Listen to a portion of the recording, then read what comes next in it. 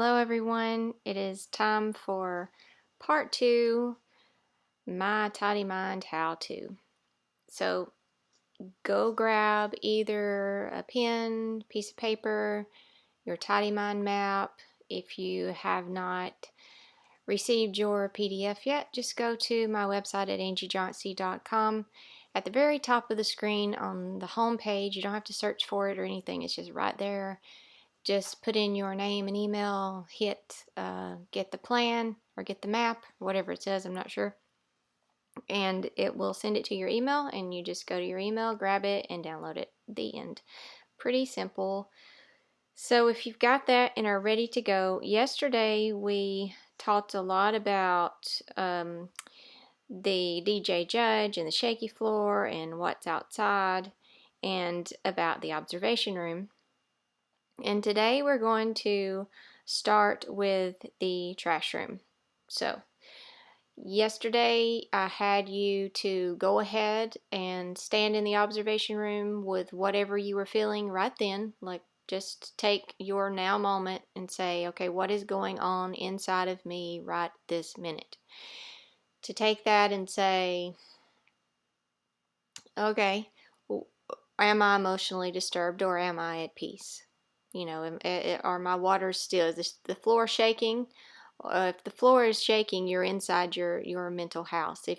If you are not upset, you are not disturbed, everything's fine, you're cool, calm, and collected, you are standing outside in a very good place. And you don't need to do anything. Carry on with your day. You don't have to sit around and look for problems or dig up the past and see what you need to work on. No, if you are feeling good, just go. Go on with life. You're good. You're there. There's no work to do. Your now moment is good. It is when you start to notice that disturbance inside. And you guys know what I'm talking about. I just I don't feel good, or I'm just anxious, or I'm just this, or I'm just that, or maybe you can't even put your finger on it, or maybe you know exactly what is going on because someone has said something, done something, and your DJ Judge is just going to town on what they said or what they did and what it means. It wants to assign some type of meaning. Well, because they did this, well, that means they don't love me, or because they didn't do this, or it wants to make everything mean something, and it just doesn't. One other point that I want to make before we get started in the trash room is something that came to me last night as I was lying in the bed, and I was feeling that shaky floor, and I'm like, oh my goodness, what is up? What is going on? And I had my eyes closed, and I could see, I'm very visual, so I could see my mental house, and I was standing in the observation room, and I was feeling that shaky floor. And something that I noticed was it wasn't necessarily an audio. It was, but it wasn't just audio, it was also a video.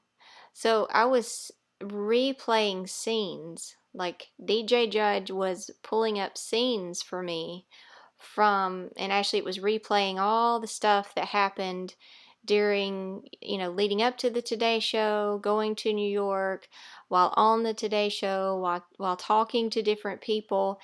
It was just flashing up all of those different scenes, and it was criticizing. Like, it was saying, the audio that it was playing was, oh, you shouldn't have said this, or you shouldn't have done that, or you should have been more this, or you should. And I was listening to it, but in that moment I realized that it wasn't just what I was hearing, it was what DJ Judge was showing me also, that was causing the emotional disturbance. So I want to bring that up. That's, if you suffer from post-traumatic stress disorder, that's a lot of what can torment you, are the visuals, are those memories, those flashbacks, those things that the mind will continue to pull up for you, the things that were traumatic that just keep playing over and over, and it torments you. because you just watch it over and over again. You can't change it, but the mind is saying, you should have, you could have, what if? So that audio combined with that video makes it even more of a disturbing thing to your emotional body. So I was standing there in that observation room noticing this, and I saw myself just take off running through the mental house, and I ran into the God room and I slammed the door.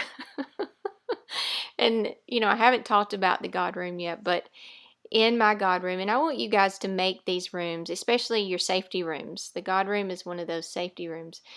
I want you to make them how, like you want them. What feels good? What visually, makes you feel safe? So to me, it looks like, I don't know if I can describe it or not, but it almost looks like a room in a tower, like in an old castle or something. And it has some stained glass windows. It's almost like a beautiful church. My God room is what I'm talking about now. It feels very peaceful. And in the center, and I have no idea why, but in the center of my God room is just this, it's like a table, like if you were going to go to someone for a massage or for healing energy work or something like that. It's a table, and I lay on this table and I just allow myself to surrender. And so I went in there and I shut the door. It's a soundproof room, so I couldn't hear, I was shutting out the audio and doing my best to shut out the video.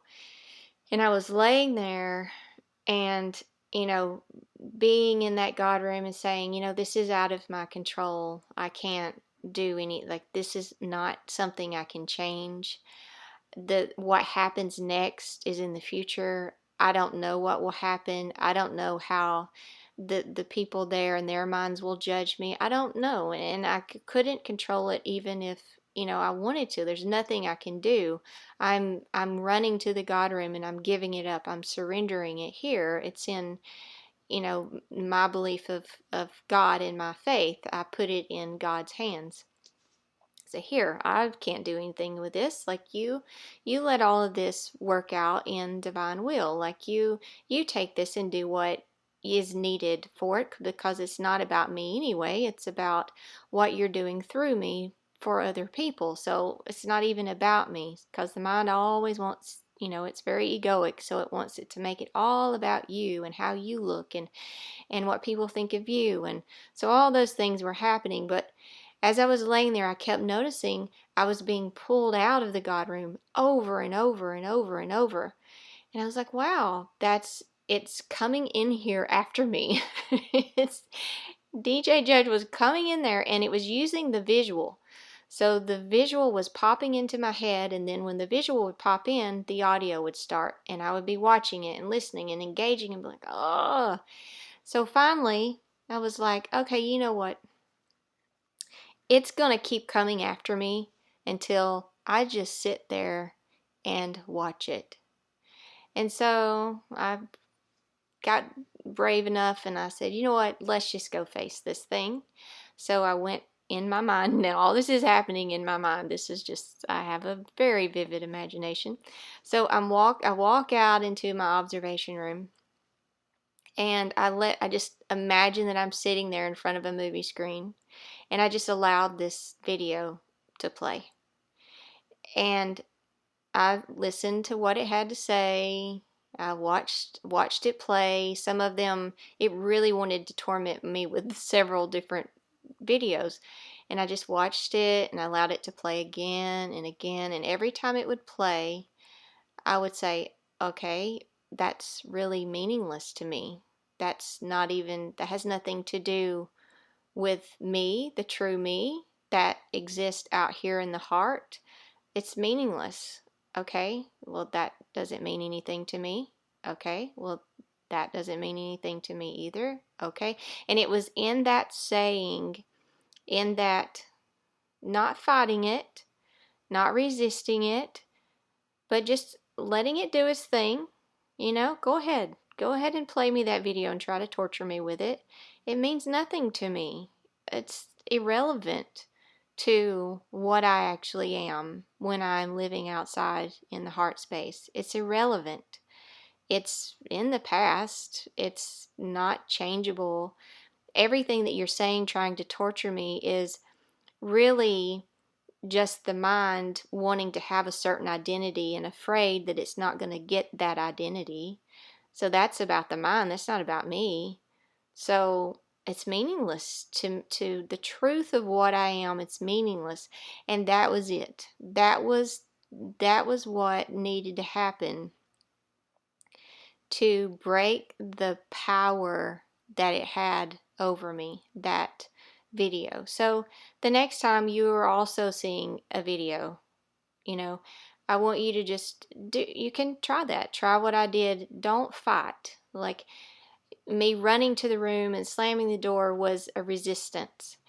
And you have all heard what we resist persists. So it was persistent and it just kept on after me and after me. And I finally just listened to it. It's like, I'm not going to run from this.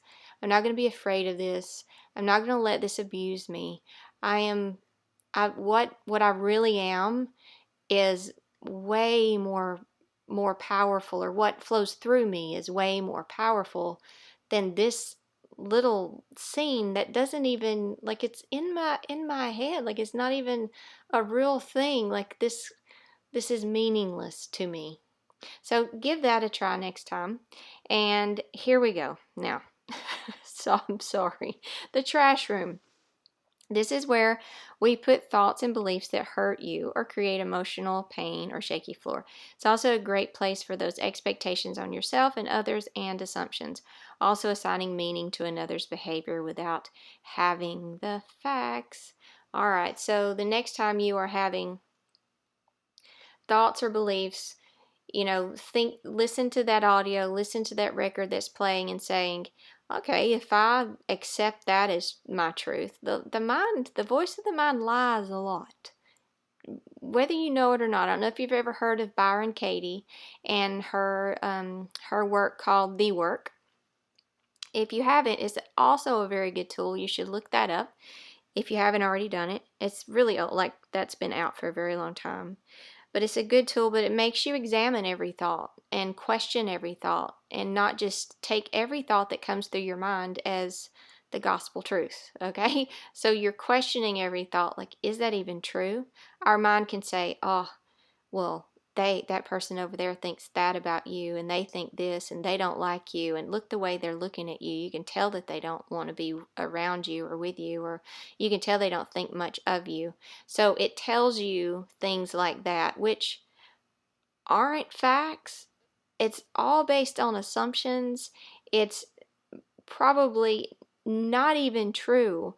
It's not taking all the variables into consideration. It's not saying, okay, well, maybe that person's having a bad day, or maybe that person's worrying about their mother who is sick, or maybe that person is, like, we don't know, but our mind is sitting there making all these assumptions and telling us all these lies about what another person is thinking about us, and so we believe it.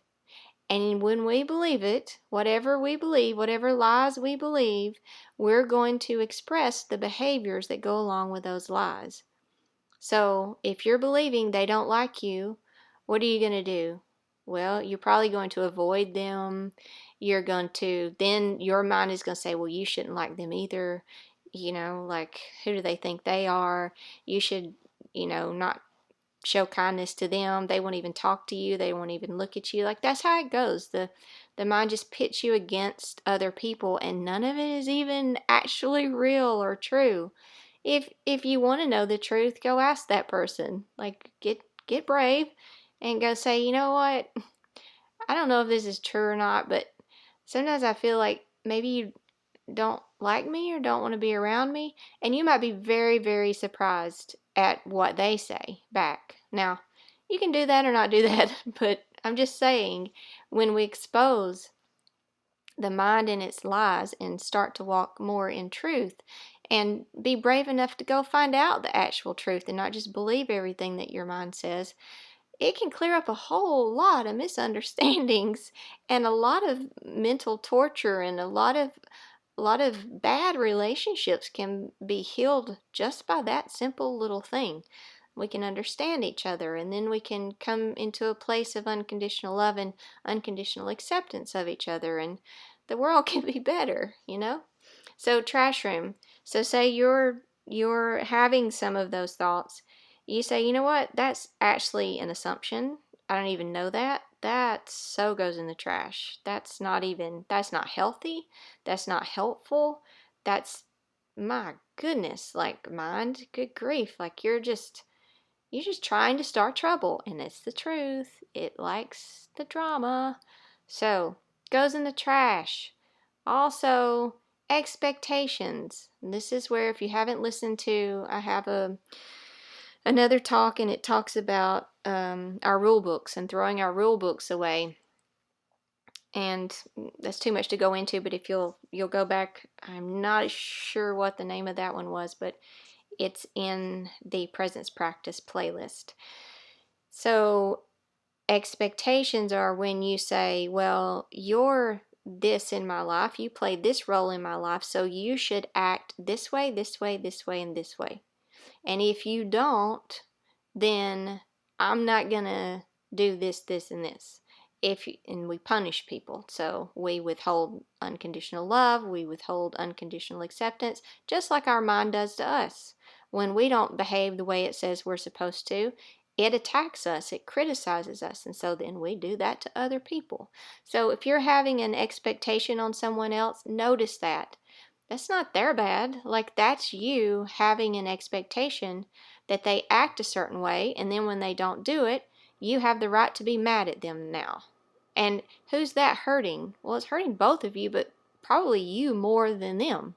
Because they're like, oh my God, I don't know what your problem is, but you're sitting there and your mind is tormenting you over it and taking up your energy, taking up your focus, distracting you from the joy. You can't find joy there. No way. Like, you're so wound up in there wanting them to change their behavior that you're miserable.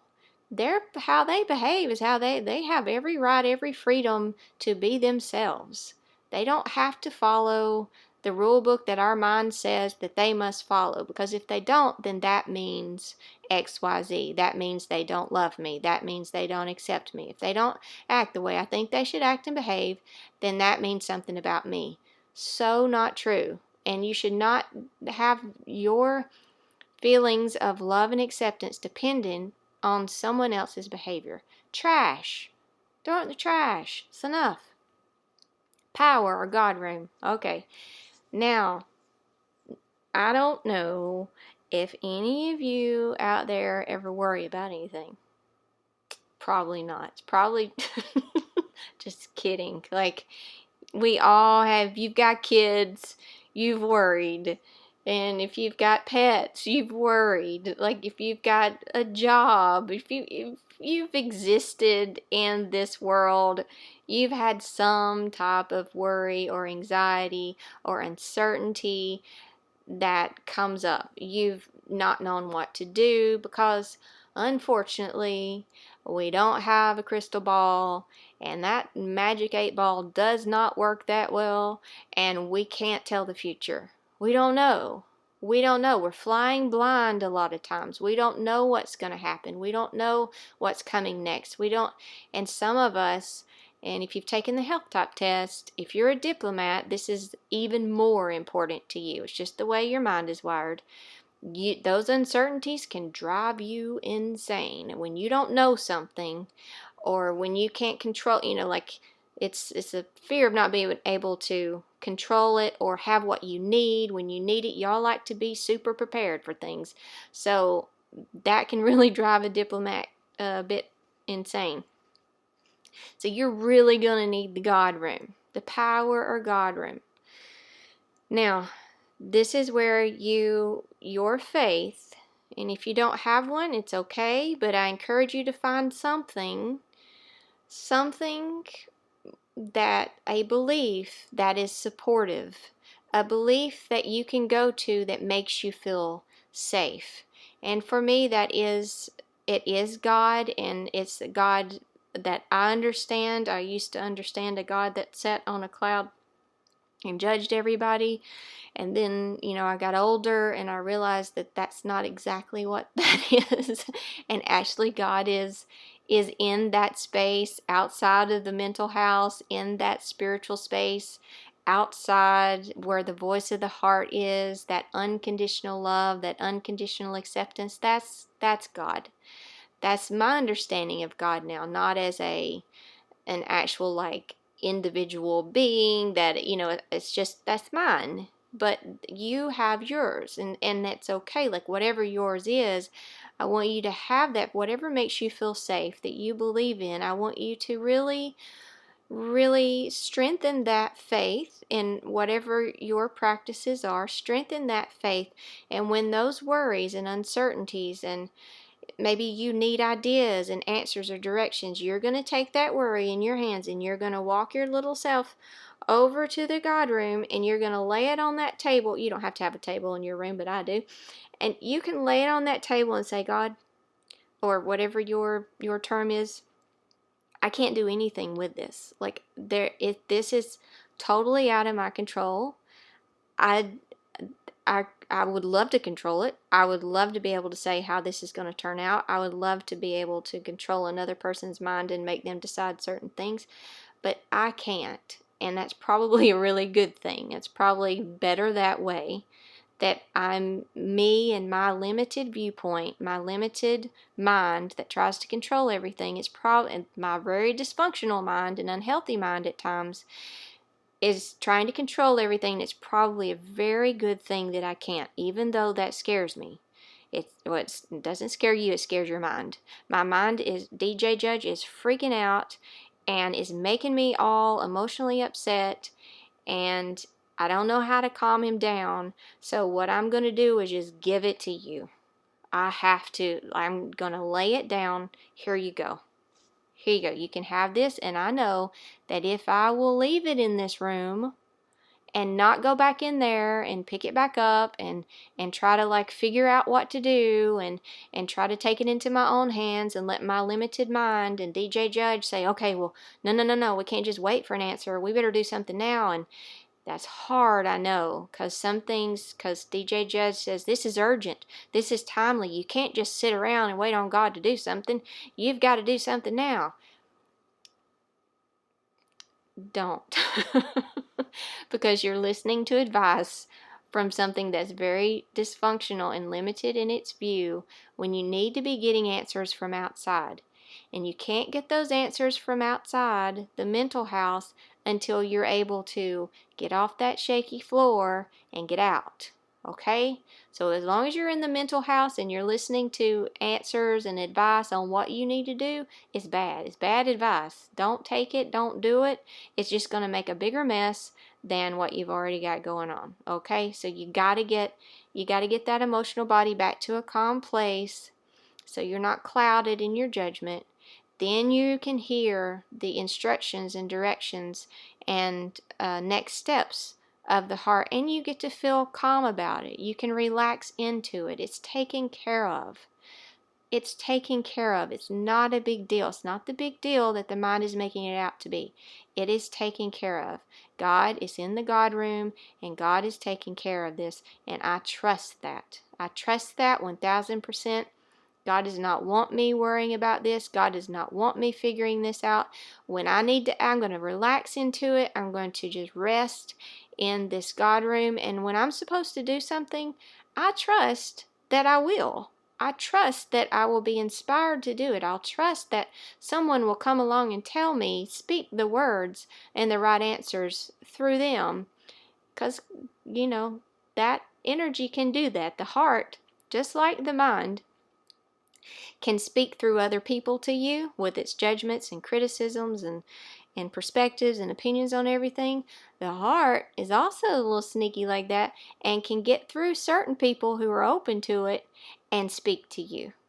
So maybe you can't hear it yourself because you're all wound up in the mind. So the heart has a little sneak around too, just like the mind does, and says, okay, well, let me find someone around them that is not all wound up in their mind and can hear me. Let me find someone. It's very hard to find someone because most of us are all wrapped up in our mind, and spirit or the heart or God can't use us. But eventually it'll be like, okay, there's one. There's one. She's like in another zone. She's just like doing her thing, and out it comes. Out comes the words. And it may even surprise the person that just said it. They're like, wow, that was really good. Like, that was kind of wise. I don't normally talk like that, but man, okay, that was good. And then the person is helped by that. So the heart can get those messages to you through other people, but you know what? It would be better if you just had a direct connect, okay? But you can't have that direct connect to those answers and decisions and next steps until you can get outside of your own head, get away from DJ Judge, create some separation, create some awareness, and get into that calm emotional body that only exists outside of that space, in the space of the heart with unconditional love and acceptance. The mission room. Okay. All right, back to the Power of God room. Power of God room, it is open to the outside all the time. So there's a constant flow of unconditional love and acceptance going through there. It's connected to the mental house, but it's a safety zone, okay? If you can leave your stuff in there, it will be taken care of because there's a constant flow of divine energy, of knowledge, of answers, of next steps, of setting things in motion for you if you can leave it in there. That's the hard part because we just want to go. DJ Judge will say, no, go grab that because God's not going to do anything. You better do this yourself. We better do this ourselves. And just don't, okay? You will take action. It's not like you're just sitting around and it's all going to fall into place and you don't have to worry about anything. That is not what I'm saying, and you don't have to worry about anything. But what I am saying is if you can let it go and put it in that room, and just relax. Go get back into surrender, get back into relaxation. Go hang out in the heart space. Everything's okay. You're okay. There is no problem. Everything's okay. The answer and then the action will come through you, okay? It will. It always does. It is all set up for you. It works out. We don't have to do all this stress and struggle and trying that we do when we're all wrapped up with DJ Judge in the mind. Another safe place to go, the mission room. Now, the mission room is a fun room. It is the creative space. It's a very functional part of the mind, and it's actually the whole house should be the mission room. But unfortunately, DJ Judge made some additions, okay? Made some additions and added on some different rooms, and one of those rooms is the people room, the future room, and the past room, and that's trouble, okay? So the mission room is where you have your ideas, your plans, your to-do list. So what happens is when you're at a place in your life you don't know what to do. You give it to the God room, and then you go play. Go outside, go play, get your mind off, like literally get your mind off of it. Just go do something else, okay? And in the middle of doing something else, ideas and inspirations are going to come to you. They just do, I promise you, because now the heart can talk to you because it's not so loud inside there. It can talk, you can hear. Then those ideas go in the mission room. Okay? So those answers, those ideas, and that feels like passion. That feels like a spark inside of you. Like, oh my God, I just had the best idea. Now, something that can happen when you have those ideas is DJ Judge is very, very threatened by you hanging out in the mission room. Because if you're in the mission room, then no drama is being created. It doesn't have your attention anymore, so you're not going to be hanging out in the people room. You're not going to be in the past or in the future. You're like being proactive in life and enjoying yourself. a big threat to DJ Judge, because DJ Judge wants your attention, your full attention, all of the time. All of the time. Wants to bring up the past, have you live in the past, have you dwell in the misery, think you can't heal from it, think you can't get over it, like all these things. That's what it wants, because then it can, engage with you and live through you and control your behaviors and control your actions, and your life is just not much fun and there is no joy there. So mission room is what happens after you do go play outside. Now, the mission room, I want you to imagine a room that is just open to the outside.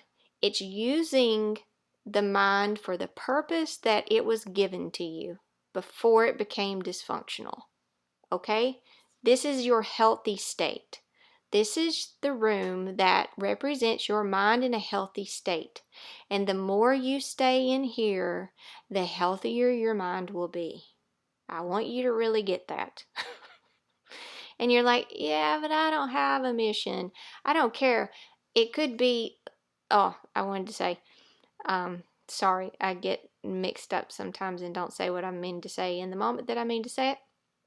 But what can happen is when you have an idea and you've been outside playing and you get that inspiration and you go in your mission room, DJ Judge gets upset about that because he wants you out there, and what he'll do is say, that's not going to make any difference. That idea that you just had, how's that going to solve this massive problem that you have? You're not going to make any money off of that. Nobody's going to want to buy that. That's not going to solve your money problems. And it will make you leave the mission room. You had this, you felt it. You felt the inspiration. You felt the passion. You felt the excitement. You might have even felt like if you would have stayed in it, joy would have started to come up a little bit. But because you listened to that voice, it took it away from you and said, no, because it don't want you in the mission room. So you're in the mission room, and I don't care how small and insignificant that your mind says that idea is, I want you to go do it. Because the heart is so smart, because it knows that even though it might look like a small thing, it's what you can do right now in this moment that will lead you to stay in that space of that outside where you can continue hearing, and then it's going to give you another idea, and then you're going to do that, and then it's going to give you another idea, and those ideas are going to build on one another, and the next thing you know, you find yourself on the Today Show.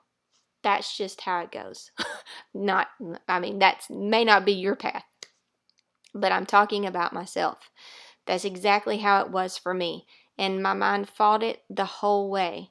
It's like, why would you do that? Nobody's going to read this. I've been writing things, articles and blogs, and I've written so many things out of, those ideas, that inspiration. And the mind said, that was a waste of time. Why did you do that? But it was teaching me. It was preparing me. It was putting me in that space of joy so I could hear the next step. It was putting me in front of this person and that person. It's what we can't see the big picture. And so DJ Judge says that's a waste of time. No idea, inspiration, or passion, no matter how small or insignificant it seems, is a waste of time. Anything that you feel in your heart that you should do, there is a greater purpose for it. Do it. Do not let DJ Judge talk you out of it. You have to make that promise to me. Don't, because I did for so long. I ended up, I'm still on it, like I'm still on the path. I don't know where what's happening or where this is going or what's going to happen. And I don't care, like, it's not about that. It's not about the destination. It's just about being able to stay outside for me. It's being able to just stay content with whatever's happening and feel that joy and stay out of the conditional happiness. So I am I talk a lot, but there's a lot that the heart wants to say, because there's so many people that need to have this understanding. And I'm not going to apologize for that. Now, if I was sitting here speaking from the mind, then I would, but because y'all got enough of that going on, you don't need mine adding to it. But I'm not going to apologize for any messages that or ideas that come from the heart. So I'm going to stop there, and that led us up to the mission room, and next talk will be about the people room and the past and future. Yeah, so that's it. So all I want you to do now is just to, if you have any worries or concerns or things that are totally out of your control, I want you to go right now to your God room, and I want you to hand those over and relax. Like, let your body feel that tension drain out and say, that's not up to me anyway. Like, that's totally that's not even in my control. I couldn't control it if I wanted to. I'm going to relax into my faith and just let it be okay. I want to go outside and play and just let this be okay. There's nothing I can do anyway. I can't sit in here and in emotional distress and expect an answer or an action plan. All I'm going to get is an insane action plan. So I'm going to relax. And as you relax in your body, go listen to one of my meditations or something to get yourself in that relaxed place. You're just going to float right on out of that mental house, and you're going to be outside. And then you can hear. I don't know how long it's going to take before an answer or inspiration. It doesn't matter. The thing is, at least you're in relief now. At least you're relaxed. So go do that. If you got any of those expectations and assumptions that your mind is telling you, I want you to go put those in the trash. So take your time now and go do that, and then you can listen to part 3 whenever you are ready.